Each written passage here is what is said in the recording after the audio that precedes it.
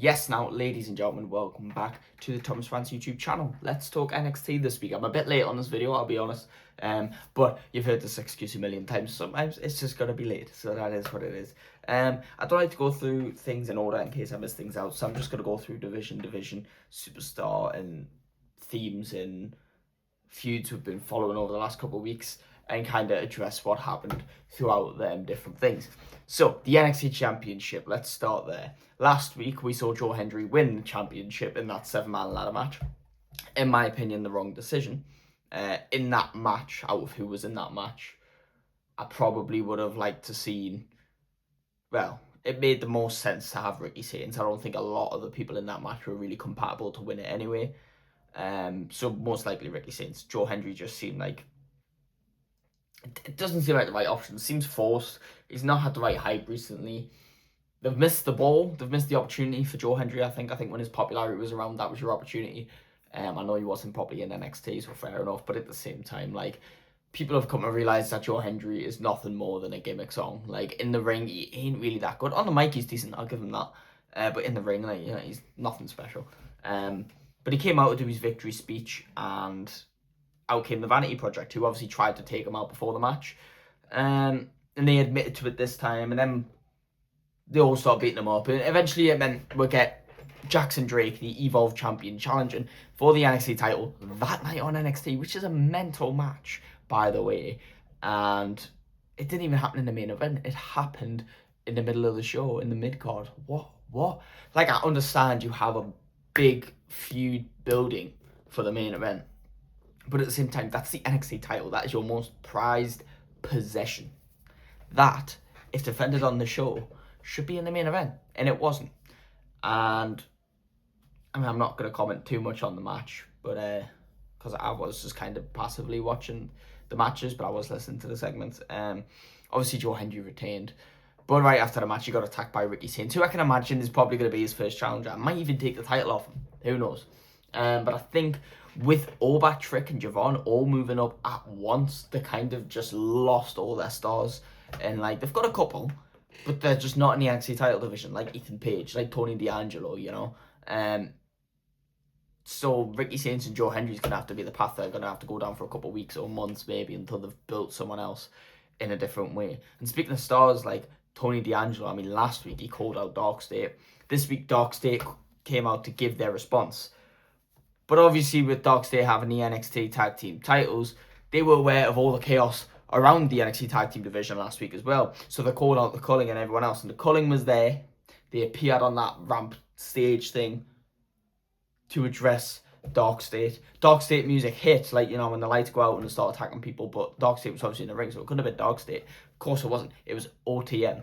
And then out came Hank and Tank. And then we decided we're going to have a triple threat qualifying match next week between them teams, and the winners will become number one contenders at the NXT tag team titles. And I'm not going to complain, because this tag division has been dead for a while, and it's long overdue. It hurts my soul to see Sean Spears going after a tag team title when that guy should be on the main roster. So that really hurts, but it is what it is, I suppose. I still think there was no need to drop Brooks Jensen out of the Culling anyway, because Brooks and Nico could have been going after the NXT tag team titles, and Sean could have been going after the NXT title, you know, just because what are they doing with Brooks Jensen? Is he even in a company anymore? Like, that's what it doesn't make sense to me, but it is what it is. And yeah, Hank and Tank obviously already had a match booked with the Vanity Project that night, and the Vanity Project actually picked up the win. So they've added themselves to that match, making it a fatal four-way. So we've got Hank and Tank, we've got Vanity Project, we've got OTM, we've got the Culling. I'd quite like to see the Culling. I think the Culling versus Dark State is pretty interesting, because you got Dark State, these group of people that attack people, but the Culling who are dark and mysterious, but also, like, more calculated. But at the same time, it's heel versus heel, and known WWE, they probably won't want that. And something tells me either the Vanity Project, even though they're heels anyway, something tells me the Vanity Project are going to win, or OTM, or Hank and Tank. I think the Culling probably have the least chance, but they're the ones who I want to win the most. But it's probably going to be OTM or Vanity Project, in my opinion. And talking of the Culling, I mean, there was no sight of Izzy, but there was sight of her arch nemesis, Tatum Paxley, with an absolutely diabolical, and by diabolical, I mean that in a good way, video package. The animation, the editing, the fucking vines coming out ahead. Tatum Paxley was telling a story of how her life has been shaped around Izzy Damon, changes that have happened. When she thought she had validation from Izzy Damon, actually she realised she's been alone and all that sort of stuff. A good hype package, and I've never seen that quality of a video from any wrestling promotion, even on the main roster. That is insane. And something tells me Tatum Paxley has a bit of creativity influence behind that, because that was insane. I've never seen nothing like it. They're obviously not done, and I do think Tatum Paxley will probably be the one to take that North American title off of Izzy Dame. But there's been no mention of any other challengers. I mean, she successfully defended the triple threat match last week against Thea Hale and Lola Vice, but I mean, Kalani Jordan did get involved, and after injuring her hand, Lola Vice went obviously to the Rumble. She went to AAA and won the Mixed Tag Team Championships off of Chelsea Green and Ethan Page. Only it wasn't Chelsea Green. I don't know why. It was either, I think because she had SmackDown taping, so she couldn't be at the AAA show. And it was the woman who substituted for Chelsea Green that ended up losing the titles for them, which in my opinion is bullshit. If the one champions isn't there, don't defend the titles, but also don't have the one who isn't a champion get pinned. So Ethan and Chelsea never really lost those titles, and now they belong to Lola and Mr. Iguana, but it is what it is. Yeah, she was in the doctor's room getting her hand all healed up, and obviously Robert Stone is having a difficult time as general manager. Shout out Robert Stone, by the way, if you are a legend that used to watch GTS wrestling back in the day, you know, the YouTuber Grimm's Toy Show. You remember him from being Robbie E, the comedic wrestler from that show. Damn, it's mental to see that he's like plays a big role on NXT now. That's really insane. And I think he was in TNA years ago, so you know it's not like he came from GTS, but at the same time, it's pretty fucking cool. Anyways, he told Lola Vice, you know, you've got a match with Kalani Jordan next week, but if your hand ain't good, you ain't doing it. And then Robert Stone had to get taken elsewhere because there was commotion happening, and Kalani Jordan then attacked Lola Vice and still went after her hand again. We're getting a deadly storyline here, and Kalani Jordan's doing a good job as a heel, because she has legitimately made me hate her. Like, she's doing that job good. Like, I feel like she's playing that role very well. And the commotion Robert Stone had to go sort out was Keanu Carver, who was told by Robert Stone, you know, like, no, for an NXT title shot, you know, there's lots of stuff going on, it's all chaos. And then Keanu Reeves is like, Keanu Reeves? Why do I keep saying Keanu Reeves? Who is Keanu Reeves? Who is that? Keanu Carver caused chaos and beat up, like, basically the whole fucking roster. I'm like, yeah, you've got NXT star, NXT star, NXT star, NXT star, NXT. I saw Andre Chase, I saw Tavion Hines, I saw Sean Legacy, and they all got beaten up by this one guy from Evolve. Mental. But after all that, Sean Legacy called out Keanu Carver, and we're most likely going to get that match next week, so buckle up. As for the NXT women's title, obviously we knew we were going to have this tag team match between ZARUCA and the NQCC, and it wasn't only who got the win, it was whoever got the pin got the opportunity. So ZARUCA could win, but if Zarya got the pin, ZARUCA technically wasn't a winner. And obviously, this was an obvious attempt to build the story between ZARUCA and Zarya, and it worked. ZARUCA got the pin, and Zarya was just staring her down as ZARUCA was calling out her opponents. I don't know why ZARUCA's still trying to be Zarya's friend. It's obvious she's jealous. It's obvious Zarya doesn't want Soul to succeed anymore, and Zarya wants shit for herself. And yes, it's harsh to see your friend succeed all the time and you not winning, but it's not because she's screwing you. You are losing. Do you understand? And you have no understanding for your friend whatsoever. ZARUCA's doing her absolute best to keep this team together, and she can't help it if she's 10 times better than you. It just is what it is. I'm just waiting for that heel turn, and it didn't happen. I thought it was going to happen, but it didn't. So it just tells me maybe next week Zarya might screw ZARUCA out of that NXT Women's Championship, and I'm here for it. I'm here for it, because let's just do that feud already. I kind of wanted to save it for Stand and Deliver. I kind of wanted to say Soul win the title first.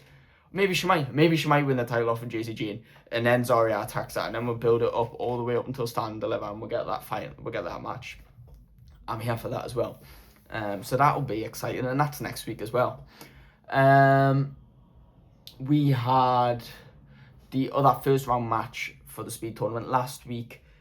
We had that Iliola Fleur beat Charlie Dempsey, and this week it was Josh Briggs versus Eli Knight, and Eli Knight got the win. Right, so I don't mind LaFleur beating Charlie Dempsey, right? But someone explain to me why Eli Knight, the guy who came from Evolve, is beating Josh Briggs, who's been in NXT for a long time and has challenged for the NXT title and only gotten bigger and bigger in this last year. I know we've not seen a lot of them in recent weeks, but why is he losing to Eli Knight in a minute and a half? And why isn't he winning this speed tournament, right? Because I'm not being funny, but if you remember when we had this big standoff when Ethan Page was in the ring, Miles Bourne was in the ring, Tavion Heights, and then we had Shiloh Hill, Josh Briggs, and Jasper Troy talking about who's the biggest big man in NXT. I thought we were going to run Josh Briggs and Jasper Troy. That made the most sense out of these 4 men in the speed tournament. Like, I know Eli Knight and Ilio LaFleur are new to NXT and they want to build them up, but like, this didn't make sense to me. I feel like Josh Briggs should absolutely win this one. So I don't know where they're going with this. They're probably going to go with Ilio LaFleur. And Jasper Troy did beat the shit out of both of them, and fair enough because he's twice the size of them. This is why Josh Briggs made sense, but apparently not. Apparently WWE thinks differently. Apparently they don't think about things at all. Or that's what it looked like to me anyway. As for the North American title, Ethan Page said, you know, I'm the longest reigning current champion in WWE. I am tied now for the most title defenses of a North American title ever. And I just need one more title defense to break that record. So he went to Robert Stone and he requested it. Robert Stone threw out a couple of names. He's like, no AAA, no TNA, let's keep it in NXT. And then he offered him Miles Bourne. Because as we've seen, there's been that spark between Ethan and Miles. You know, Ethan tried to recruit Miles and tried to change him, and Miles wasn't listening, and now they kind of hate each other. And he was shutting the idea down, and then Robert ends up giving it to Shiloh Hill. I'm not going to complain. I like Shiloh Hill. I don't think Shiloh is obviously going to win the title. Ethan Page is obviously going to retain. But then Miles Bourne confronted him, and he was just like, well, why didn't you give me that opportunity? And he's just like, well, maybe you should make a change. Which didn't feel right for a general manager to say, if I'm being honest. So what the fuck was that about? But yeah, it's obvious that maybe Miles Bourne might be that one who's going to take the North American title. They want to build it up. They want to build Miles Bourne up. And we might see that title change soon. And it's going to be sad to see Ethan Page lose his title, but I honestly think it's only for the best. Because from there, he's only either going to win the NXT title or go to the main roster. And I'm up for both. If he's going to stay on NXT, I want him to be NXT champion. If he's not, and to be honest, I'd rather him move up to the main roster because he's that credible. I'll be honest. He's got that good in-ring talent and mic talent, character work, storytelling. Get him up there. Get him up there. I think it's a missed opportunity not to. And I don't see any good reason not to do it. And I'm pretty sure I've covered everything. I mean, Dark State did cut a little promo, you know, because Saquon and Osiris are focusing on the tag team titles, defending them, and Dion Lennox, obviously being the singles breakout star of them all, wanted to get his hands back on Tony D'Angelo after he got involved in their fight, and that's when Cutler James cut him off and said, no, everyone stick to the plan. You lot are winning the tag titles. You're going after that NXT title. I'll deal with Tony D'Angelo. And I like this because we're seeing nothing from Cutler James. He doesn't get as many opportunities. And he did decent on the mic tonight. So, I'll say tonight, Tuesday. So we're going to see Tony D'Angelo versus Cutler James next week. And I'm excited because I love Tony D'Angelo. Last time I saw him wrestle, he had aura. And I'm just ready for this guy to just move up to the main roster. The guy is just transcendent. He's more than a locker room leader for these NXT guys now. He's like a fucking father. So let's eventually do that. But that's my opinions. Let me know what you think in the comments below. Please like and subscribe, and I will see you in the next one. Goodbye.